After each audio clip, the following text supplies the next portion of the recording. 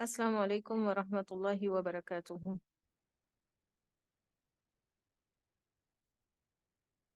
Welcome to Arabic study group of India. आज हम बात करेंगे UGC NET 1 preparation strategies and tips. Paper 1 की तैयारी के लिए मेरे पास है कुछ स्ट्रेटजीज एंड टिप्स आप लोगों के लिए, और मुझे उम्मीद है कि ये वीडियो आप लोगों की तैयारी में मुआविन साबित होगी इंशाअल्लाह। पहला point, analyse UGC net syllabus and important topics. पूरा सिलेबस यूजीसी नेट का पेपर 1 का स्पेसिफिकली एनालाइज करें, और सिर्फ एनालाइज ना करें बल्कि ये आपकी टिप्स पर होना चाहिए। आपको याद होना चाहिए कि पेपर 1 कौन सा यूनिट कहाँ है, किस यूनिट में किन चीजों के बारे में सवालात होते हैं या पॉइंट्स क्या क्या होते हैं। एंड अगर आप कहीं भी कोई भी क्वेश्चन देखें या कोई कॉन्सेप्ट अगर आपके सामने आए तो आपको रिकॉल होना चाहिए कि ये किस यूनिट के किस पार्ट से पूछा गया है। और ये आपको, इसका तरीका ये नहीं कि हम बैठ के उसको मेमोराइज करने लग जाएं। उसका तरीका ये है कि आप उसको बार बार गो थ्रू करें, बार बार उस पर नजर डालें, टाइम टू टाइम अपनी तैयारी के दौरान उसको देखते रहें। इस तरह आपको एक एक यूनिट का सिलेबस और उसके पॉइंट्स सारे अजबर हो जाएंगे टाइम के साथ। लेकिन ये मेक श्योर करें कि आपकी टिप्स पर होना ही चाहिए पूरा सिलेबस। अगर आप इसको एनालाइज करें और इस हद तक आपके जहन में अगर सिलेबस महफूज हो तो ये तैयारी के लिए और आपकी तैयारी के फ्लो के लिए बहुत अच्छा होगा। दूसरा पॉइंट है, यूजीसी नेट पेपर के एग्जाम के पैटर्न को, लेटेस्ट पैटर्न को चेक कीजिए, अंडरस्टैंड कीजिए, क्योंकि ये जानना बहुत जरूरी है तैयारी के बाद के सवालात के पैटर्न क्या हैं, सवाल पूछे हैं, कितने कितना डीप जाने हैं किस कॉन्सेप्ट को लेकर, और उनके पूछने का तरीका क्या है। कभी कभी ऐसा होता है कि कुछ स्टूडेंट्स तैयारी बहुत अच्छी रखते हैं लेकिन उनको पैटर्न ही नहीं समझ आ रहा होता, और एग्जाम में जाने के बाद वो वैसा परफॉर्मेंस नहीं कर पाते जैसा वो इतनी बेहतरीन तैयारी के बाद कर सकते थे। इसके लिए जरूरी है कि आप एग्जाम के पैटर्न को एनालाइज करें, उसको अंडरस्टैंड करें, और लेटेस्ट पैटर्न अंडरस्टैंड तो करें ही करें, साथ ही साथ कुछ पुराने पैटर्न को भी समझें ताकि आप उसको डिफ्रेंशिएट कर पाए कि पुराने जो सवाल का अंदाज था वो क्या हुआ करता था और अब कैसा होने लगा है, और आपको किन चीजों को ज्यादा फोकस करने की जरूरत है, आपके लिए कौन सा पैटर्न ज्यादा अहम है, आपकी बारी में कैसे पैटर्न्स के चांसेस ज्यादा बन रहे हैं। इसके लिए आप पेपर्स एनालाइज करें, पीवाईक्यू सॉल्व करें। Number 3, choose the correct resources.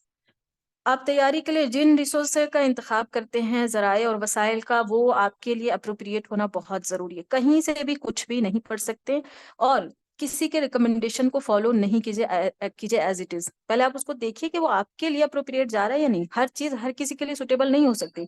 हम सबके लर्निंग के स्ट्रेटजीज, हम सबके लर्निंग का अंदाज, हमारे दिमाग का स्ट्रक्चर सबका मुख्तलिफ है।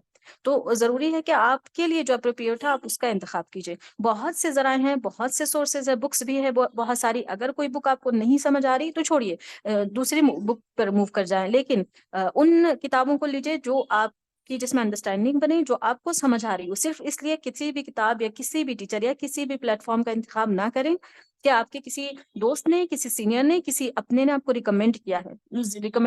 रिकमेंडेशन को जरूर कंसीडर करें, लेकिन देखें पहले, आप समझें कि अगर वो आपके लिए भी अप्रोप्रिएट है तो ही उस चीज का इंतखाब करें। सिर्फ इसलिए कि कोई और उस सोर्स के जरिए से तैयारी कर रहा है, सिर्फ इसलिए कि कोई और उस टीचर से पढ़ रहा हो तो वो आपके लिए बेहतर हो, ये एक अच्छा तरीका नहीं है, ये एक अच्छे लर्नर का तरीका नहीं है, एक अच्छे लर्निंग का भी तरीका नहीं है। इसके लिए जरूरी है कि आप किसी भी रिकमेंडेशन के बाद पहले उसको चेक करें, क्या वो आपके लिए भी उतना मुफीद है, क्या वो आपके लर्निंग के तरीके से मैच करता है, क्या आप उस टीचर, उस किताब या उस सोर्स के साथ ओके हैं, तभी जाएं। और हर रिकमेंडेशन के बाद उसको पहले चेक करें, फिर फाइनल करें, फिर सेलेक्ट करें, उसके बाद आप उसको फॉलो करें। नंबर 4, और उसका अप्रोप्रिएट होना जरूरी है यकीनन। Number 4, prepare robust time table. आप जब अपना टाइम टेबल बनाएं और स्केड्यूल करें पढ़ाई के लिए, खासतौर से इस तैयारी के लिए, तो ख्याल रहे कि वो आपकी कैपेसिटी में आता हो, आपके लिए मुमकिन हो उसको पूरा करना या उस टाइम टेबल को फॉलो करना। मिसाल के तौर पर अगर कोई 8 घंटे की जॉब कर रहा हो, उसके लिए किसी भी सूरत ये पॉसिबल नहीं होगा कि वो फिर से 8 घंटे का टाइम स्केड्यूल तैयारी के लिए बना ले, क्योंकि आपने सोना है, आपकी दूसरी जरूरतें हैं। तो अगर आप जॉब में हैं, ऑब्वियस आपके पास 3 से 4 घंटा, बहुत एक्सटेंड कर पाए तो शायद 5 घंटे का स्केड्यूल बन पाएगा। कोई पूरे दिन फ्री है, किसी की मास्टर्स की क्लास हो सकती है, किसी की कोई और, किसी का सेमेस्टर चल सकता है, तो आपको उसके अकॉर्डिंग ही फाइनल करना है और प्लान करना है। उसका बेहतरीन तरीका यह है कि पहले आप अपनी बैठिए किसी दिन और अपना टाइम स्केड्यूल चेक करें कि आप 8 घंटा सोते हैं तो 24 आवर में से आप 8 माइनस कर दीजिए। किसी के 9 घंटे का स्केड्यूल होगा सोने का, किसी का 7 का होगा, किसी का 6 का भी हो सकता है, वो माइनस करें। फिर आपकी दूसरी जरूरत ज़रूरतों में कितना चला जाता है, आपको कहीं जाना होता है, आपके स्केड्यूल में और कौन-कौन सी ज़रूरी चीज़ें हैं, जिसको आप कतई नहीं छोड़ सकते। तो उन चीज़ों को पहले फाइनलाइज़ कीजिए। अब आप उसको माइनस कर दीजिए 24 घंटे में से कि आपके इतने घंटे तो निकल गए। जैसे कि मैंने मिसाल दिया, सोने में 8 घंटा आपने माइनस किया। अब जो बचे हुए घंटे हैं, इसी तरह से जॉब के टाइमिंग को भी उसमें काउंट कर लें, उसको माइनस करें। अब जो घंटे आपके पास बचते हैं, उसमें से आप उसको प्लान करें और शेड्यूल करें, और शेड्यूल ऐसा सेट करें जिसमें से दोनों पेपर का कोई भी पॉइंट नज़रअंदाज भी ना करें आप, और सबको कुछ-कुछ टाइम दे पाएँ। लेकिन वो टाइम आपके उन बचे हुए वक़्त के हिसाब से ही होगा, यानी सिर्फ़ यही आपकी कैपेसिटी में आ सकता है। अगर आपके पास वक़्त 5 ही घंटा बचता हो और आप बना लें 7 घंटे का शेड्यूल, ऑब्वियस है नहीं पूरा होगा। फिर तो वो 5 घंटा भी पूरा नहीं हो पाता, आपके ऊपर ऐसा प्रेशर बनता है। तो बेहतर है ऐसा टाइम टेबल सेट करें, जो आप फ़ॉलो कर सकते हैं, जो आपकी कैपेसिटी में आता हो, जो आपके लिए मुमकिन हो। उसके बाद उसके साथ स्टिक रहें। उसको हर मुमकिन कोशिश करें पूरा करें। मसलन अगर आपने 4 घंटे में सेटिंग की हुई है, तो आपकी कोशिश आखिरी हद तक होनी चाहिए कि वो 4 घंटा पूरा हो ही जाए। कभी-कभी जेन्युइन रीज़न होता है कि अप एंड डाउन्स आते रहते हैं, लेकिन कोशिश होनी चाहिए कि वो 4 घंटा तो आप दे ही दें तैयारी के लिए। ज़रूर लगाएँ। Number 5 important point, number 5th important point, solve the previous years question paper. Previous year question paper को गो थ्रू करें, उसको समझें, उससे आपको पैटर्न समझने में भी मदद मिलेगी। और रिकॉल का भी आपको कॉन्सेप्ट का रिवीजन भी हो जाएगा। ये एक बहुत ज़रूरी चीज़ है। और फिर आप एग्ज़ाम की प्रैक्टिस करेंगे, बाकायदा ये आपकी प्रैक्टिस भी होगी कि आपने कैसे एग्ज़ाम देना है। और कभी-कभी पूरे 100 क्वेश्चन को प्लान कीजिए और एकदम एग्ज़ाम की तरह से एक सेटअप तैयार कीजिए, माइंड सेट कीजिए और उस हिसाब से भी एग्ज़ाम उसको अटेम्प्ट करें। पीवाईक्यूज़ पेपर को और सॉल्व करिए सारे पेपर को। ये आपको कॉन्सेप्ट को मज़ीद आपके ज़हन में साफ़ कर देगा, जो आपके डाउट्स हैं वो क्लियर होंगे सॉल्व करते हुए, और इसके बगैर तकरीबन बहुत मुश्किल, या मैं समझती हूँ नामुमकिन है कि आप एग्ज़ाम जो मेन आपका एग्ज़ाम है उसको क्रैक करना बहुत मुश्किल है। ज़रूरी है बिल्कुल आपके शेड्यूल में पीवाईक्यूज़ का कुछ घंटा, कुछ मिनट, जैसे आपके शेड्यूल सेट होता है उसमें से ज़रूर होना चाहिए पीवाईक्यूज़ के लिए। इसके बगैर आप ना पेपर अच्छी तरह से समझ पाएँगे, ना ही हल कर पाएँगे, तो आपके टाइम टेबल में सेटिंग ज़रूरी है। Number 6, practice mock test to analyse performance. उसी की एक और अगली शक्ल आप कहें तो अगला मरहला कहिए तो ये मॉक टेस्ट होते हैं, जो एक फॉर्मल वो एग्ज़ाम तैयार करते हैं, इनफॉर्मल कह दीजिए आप, या फिर मतलब एक मिसाल के तौर पर एग्ज़ाम्स का पूरा पैटर्न कभी-कभी 100 क्वेश्चन पे बेस्ड होता है। आप उसको अटेम्प्ट कीजिए, ये उसी के परफॉर्मेंस को बेहतर करने के लिए, इम्प्रूव करने के लिए होता है। मेरे लिए बहुत ज़्यादा इम्पोर्टेंट कभी नहीं था। मेरे लिए बहुत इम्पोर्टेंट पीवाईक्यूज़ है, लेकिन उससे कदरे कम लेकिन अहम है। आपके लिए ये भी बहुत मुफ़ीद और मुआविन साबित होता है। तो अगर आपका टाइम शेड्यूल में से कुछ इतना टाइम बचता है, जिनके पास लंबा टाइम पीरियड हो देने के लिए, मसलन 8 घंटे, किसी के पास 10 घंटे जाना, तो इसके लिए भी आप टाइम सेट कर सकते हैं। Number 6, revise regularly. One most very important point कि आप जो भी पढ़ें उसको रेगुलर रिवाइज करें। उसमें से कुछ यूनिट्स ऐसे हैं, अभी हम आगे तफसील से करेंगे इसको डिस्कस। कुछ यूनिट्स को आप ज़रा ऑन एंड ऑफ कभी-कभी आप उसको स्किप भी कर जाएँ तो चलेगा, रोज़ ना भी रिवाइज करें तो चलेगा, चंद दिनों का गैप भी दे दें तो चलेगा। लेकिन अक्सर टॉपिक ऐसे हैं हमारे जिनको आपने कंटिन्यूअसली रिविज़न करते रहना होगा, तभी आप उस पे ग्रिप बना पाएँगे, तभी वो आपका कॉन्सेप्ट आपको याद हो पाएगा और वो आपके ज़हन में होगा और रिकॉल कर पाएँगे आप एग्ज़ाम के टाइम पे। दूसरा अहम पॉइंट मेरे पास ये है अगला कि डिवाइड इंटू 3 पार्ट्स। पूरे सिलेबस को 3 हिस्से में डिवाइड कीजिए। फर्स्ट थ्योरी बेस्ड होगा, सेकंड आपका मेमोरी बेस्ड होगा और थर्ड आपका प्रैक्टिस बेस्ड। थ्योरी बेस्ड का मतलब ये थ्योरी पर मुश्तमिल है, आपको इसमें कॉन्सेप्ट समझ लेना है, थ्योरीज़ आपको अंडरस्टैंड करके आप अगर इसको छोड़ देते हैं, जैसे मैं अभी पहले ज़िक्र कर रही थी कि आप 4-5 दिन का गैप दे दें, 10-12 दिन, 15 दिन का भी गैप इज़ ओके। लेकिन आपके लिए कॉन्सेप्ट एकदम क्लियर हो, अगर आपको अच्छी तरह से समझ आ गया हो, फिर आप इसको छोड़ भी दें, कुछ दिनों का गैप भी दे दें, दूसरे यूनिट्स को फ़ोकस कर लें, तो आपको ज़्यादा फ़र्क पड़ने नहीं वाला। 12 दिन का, 15 दिन का, 10 दिन का, 8 दिन, 6 दिन के बाद आप उसको फिर एक बार नज़र डाल लिया करें, तो हो जाएगा। ज़्यादा प्रॉब्लम नहीं आएगी। वही 3 यूनिट्स हैं, teaching aptitude, research aptitude and communication. ये 3 ऐसा ही है, थ्योरी बेस्ड है, लेकिन थ्योरी आपको समझ आना चाहिए, बहुत ज़रूरी है। दूसरा है सेकंड, जो मैंने कहा मेमोरी बेस्ड है, ये आपको याद करना होता है। इसमें अक्सर पार्ट याद ही करने वाला एनवायरनमेंट है वो, हायर एजुकेशन और आईसीटी।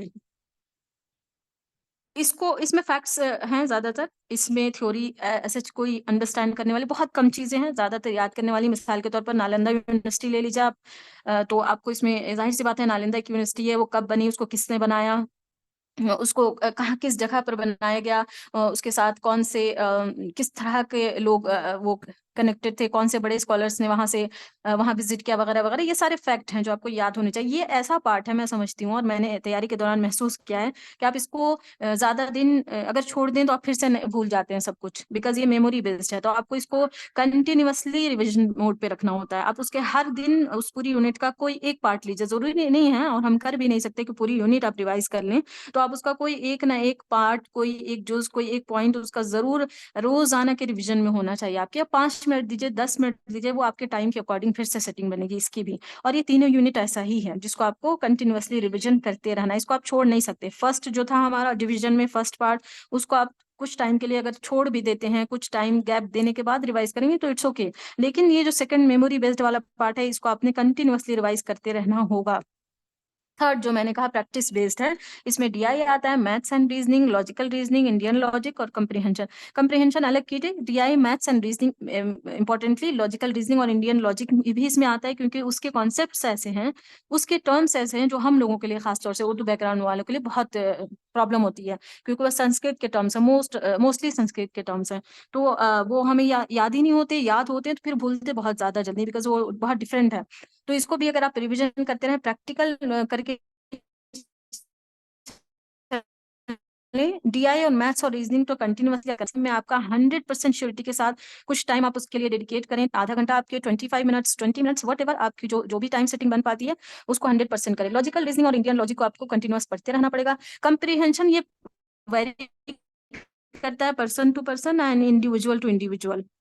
मेरा कंप्रीहेंशन का अगर मैं अपनी पर्सनल एक्सपीरियंस की बात करूं तो मेरा कंप्रीहेंशन का मसला अच्छा था, अल्हम्दुलिल्लाह उसमें ठीक थी, बेफज़लिल्लाह ताला। तो मुझे बहुत जरूरत नहीं थी, मैंने कभी किसी भी एग्जाम में कंप्रीहेंशन की कोई तैयारी नहीं की है, नहीं उसको सॉल्व किया कभी भी। लेकिन ये गलती आप नहीं करेंगे, आप अपना माइंडसेट देखें, क्या आप कंप्रीहेंशन में अच्छे जाते हैं? क्या आपके मेरे 4 क्वेश्चन 100% सही हो ही जाते हैं? तो मैं कभी भी उसको नहीं पढ़ती हूँ। एक तो ऑन एंड ऑफ कभी ठीक हुआ कभी नहीं हुआ, पता ही नहीं होता, इतना तो आपको मार्जिन लेके चलना ही होता है, तो मैं इसकी बात नहीं कर रही। लेकिन अगर आप कंप्रीहेंशन में आपको दिक्कत आती है तो फिर आप हफ्ते में 1 दिन या 3 दिन, आप लैंग्वेज की भी प्रॉब्लम है फिर 3 दिन में कीजिए। अगर आप लैंग्वेज आपकी अच्छी है, लैंग्वेज अंडरस्टैंडिंग आपकी अच्छी है, लेकिन सवालात नहीं होते तो उसकी प्रैक्टिस के लिए आप 5 दिन 6 दिन का गैप ले लीजिए।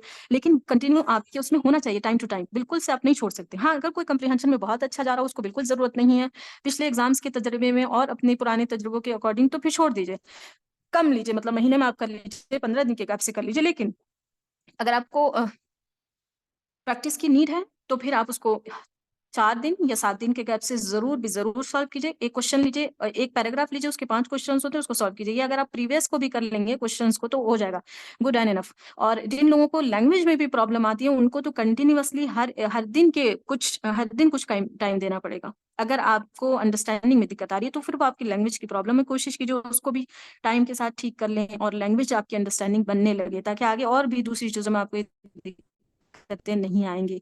कुछ अलग से अगर मैं इंपॉर्टेंट पार्ट्स पॉइंट देखूं, wise and intelligent use of chart, diagrams and mnemonics, ये बहुत इंपॉर्टेंट है पेपर 1 और पेपर 2 की भी तैयारी के लिए। बहुत आसान करता है चीजों को। कहते हैं कि हमारे दिमाग का एक राइट साइड और एक लेफ्ट साइड है। एक तरफ कलर बेस्ड लर्निंग को ज्यादा आसानी से, यानी कलर की चीजें कैच करता है, और एक तरफ जो है वो शेप्स को लेता है। इसी वजह से जो लर्निंग के एक्सपर्ट्स होते हैं, यानी एजुकेशनल एक्सपर्ट्स होते हैं, वो कहते हैं कि आप बहुत ज्यादा कोशिश करें शेप्स, सिंबल्स एंड कलर का यूज करें। बल्कि अब तो हमारे एजुकेशन सिस्टम इंडिया में ये बात हो रही है कि बड़े लोगों की जो किताबें ब्लैक एंड व्हाइट कर दी जाती है उसको अब कलरफुल रखा जाएगा। बात हो रही है, देखिए वो कब इंप्लीमेंट करते हैं। लेकिन मैं इसलिए कहना चाहती हूँ कि आप लोग अपने कलर्स का यूज करें, बहुत ज्यादा कलर्स में टाइम, इसका ये मतलब नहीं डिजाइनिंग करने लग जाएं बैठकर अपने नोट्स के टाइम, बल्कि आप उसको कलर से अलग अलग इंडिकेट करें। मसलन मैं बहुत ज्यादा रेड का अगर इस्तेमाल करती हूँ, ताकि बस इंपॉर्टेंट पॉइंट होनी चाहिए। अब ये नहीं कि आप पूरे पूरे पैराग्राफ कलरफुल बनाना लिख जाएं, या फिर किसी हाईलाइटेड कलर से या हाईलाइटेड पेन से या डिफरेंट कलर से लिख लें। उसके लिए आपका बस एक वर्ड होना चाहिए जिसपे आपकी नजर, जब आप पेज खोलें आपकी नजर उस पर पड़े और आपके दिमाग में वो पूरा कॉन्सेप्ट क्लिक हो जाए। या कोई डेट हो सकती है, उसमें कोई अलग सा टर्म हो सकता है, तो आपको इसकी कोशिश करनी है। ये अच्छा तरीका होता है। निमोनिक्स की जो डायग्राम बनाइए, इसी तरह चार्ट बना लीजिए। निमोनिक्स में एक हम लोग ये गलती करते हैं, मैंने देखा कुछ स्टूडेंट को, कि वो दूसरे के निमोनिक्स को कैच करने की कोशिश करते हैं। बहुत बड़ी मिस्टेक है। उसके लिए आपको करना ही होता है कि आप पहले दूसरे के बनाए हुए निमोनिक्स को याद करते हैं, फिर अपना कॉन्सेप्ट उसके जरिए से याद करते हैं। ये बहुत बड़ी बेवकूफी है। वो आपके अपने अपने कॉन्सेप्ट होने चाहिए। मसलन आप उसको अपने माइंड, हाँ, किसी का बनाया हुआ निमोनिक्स अगर आपके माइंडसेट से मैच कर गया और आपकी चीज़ों से मैच कर गया तो it's okay, you can go with that. लेकिन इसलिए सिर्फ क्या आप किसी को सुन के कॉपी करने लग जाते हैं, ये इंतहाई दर्जे की बेवकूफ़ी है, इसमें कोई किसी को हेल्प नहीं कर सकता। ये आपके अपने दिमाग की इख्तिरा होनी चाहिए। आप अपनी चीज़ों से रिलेट कीजिए चीज़ों को। हाँ, दूसरों की सुन के कभी-कभी वो चीज़ हमसे भी रिलेट होती है तो इट्स ओके। ठीक है, लेकिन आप हर दफ़ा निमोनिक्स में दूसरे को फ़ॉलो करने की कोशिश करें अगर, तो ये अच्छी आदत नहीं है और ये आपके लिए कारआमद और मुफ़ीद भी नहीं है। उस तरह से आप 2 स्टेप में चीज़ों को याद करने लगते हैं। पहले आप निमोनिक्स याद करते हैं, फिर उसके सहारे से अपनी चीज़ याद करते हैं। तो ये बल्कि आसान करने के बजाय एक चीज़ मुश्किल कर रहे हैं आप अपने दिमाग के लिए। आप अपने दिमाग के लिए चीज़ों को जितना ही आसान करेंगे, उतना ही अच्छा होगा। उसके लिए शॉर्ट्स बनाइए, हर चीज़ को मुख्तसर करने की कोशिश कीजिए। मसलन टीचिंग एप्टीट्यूड में मेमोरी और अंडरस्टैंडिंग और रिफ्लेक्टिव जो है उसके लेवल्स, उसमें से आप अगर कोई आपसे पूछ दे मेमोरी बेस्ड वाले लर्निंग में, तो आपको फिर रोट लर्निंग, क्रैमिंग इस तरह के टर्म्स क्विक होने चाहिए। अब उसमें आप रोट लर्निंग में सिर्फ आर लिख दीजिए। अगर आपने इस तरह से अपने माइंड को ट्रेन कर लिया हुआ है तो ये स्टार्टिंग फेज़ में नहीं हो सकता। ये एक टाइम के बाद होगा जब आपको पूरा सिलेबस समझ आने लग जाए, किसी हद तक समझ आने लग जाए, आपकी अंडरस्टैंडिंग बनने लग जाए, तो फिर एक स्टेज में आप इस लेवल पर आते हैं। अगर आप शुरू में ऐसी गलतियाँ करेंगे तो फिर नहीं हो सकता।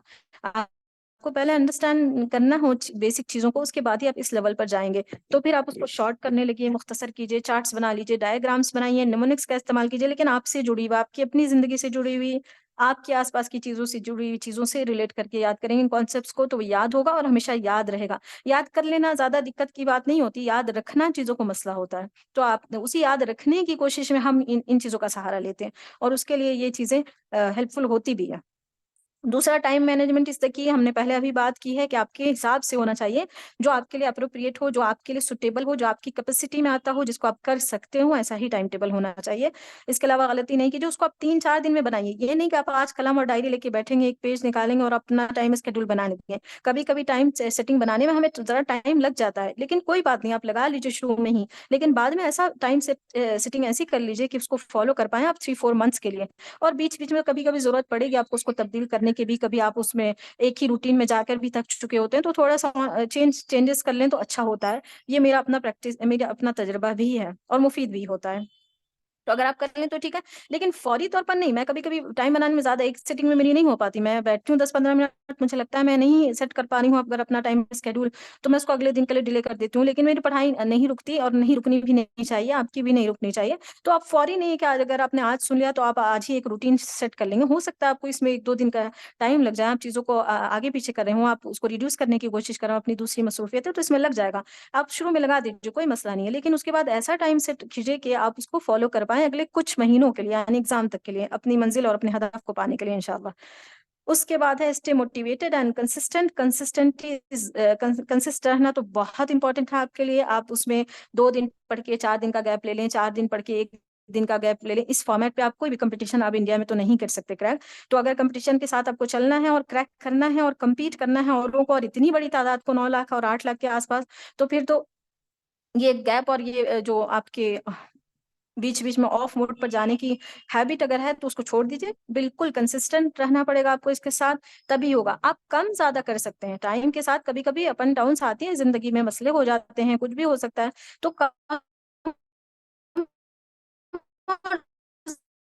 ज़्यादा हो सकता है। आपने 5 घंटे का शेड्यूल किया हो, शायद तो वो शायद 3 या ढाई हो जाए, 2 हो जाए, इट्स ओके। लेकिन बिल्कुल बंद हो जाए ऐसा नहीं होना चाहिए। कुछ तो कर ही लीजिए, लेकिन रोज़ कीजिए। Be stick with your time table and with your learning process, उसको नहीं छोड़िए, उससे आपने बने रहना है। कम हो जाए, ज़्यादा हो जाए, कभी ज़हन इस कदर एग्ज़ॉस्ट होता है कि आप नहीं कर सकते, तो मुश्किल चीज़ें बिल्कुल छोड़ दीजिए। उस दिन सिर्फ़ आसान पढ़ लीजिए, लेकिन ज़रूर पढ़िए। कभी ऐसा हो सकता है आपका माइंडसेट कि आप सॉल्व नहीं कर पा रहे हैं, तो छोड़ दीजिए सॉल्व वाला पार्ट।